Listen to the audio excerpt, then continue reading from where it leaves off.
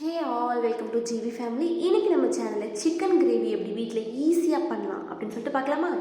அதுக்கு தேவையான இன்க்ரீடியன்ஸ் என்னென்ன அப்படின்னா சோம்பு, பட்டை இலை, கிராம்பு, ஏலக்காய், அன்னாச்சி பூ, 1 ஸ்பூன் அளவு இஞ்சி பூண்டு விழுது அரைச்சி எடுத்துக்கலாம். 2 தக்காளியை நறுக்கி வச்சுக்கலாம்.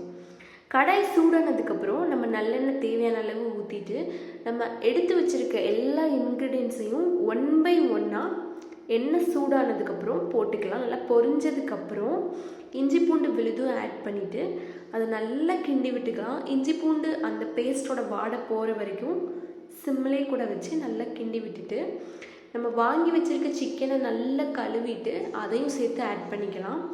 தேவையான அளவு கல்லுப்பும் ஆட் பண்ணிவிட்டு ஒரு 10 to 15 மினிட்ஸ் கிட்ட நம்ம குக் பண்ண போகிறோம். அதுக்கு முன்னாடி தக்காளி போட்டு லிட் போட்டு மூடி வச்சுக்கலாம்.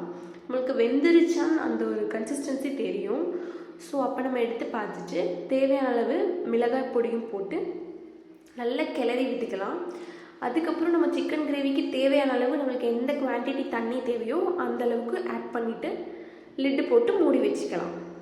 சிக்கன் ஆல்ரெடி நம்மளுக்கு ஹாஃப் வெந்திருக்கும். இந்த மிளகாய் பொடி ஸ்மெல் போகிற வரைக்கும் கொஞ்சம் அடுப்பில் நின்று சிக்கனோட நல்ல கிரேவி ஆட் ஆகட்டும்.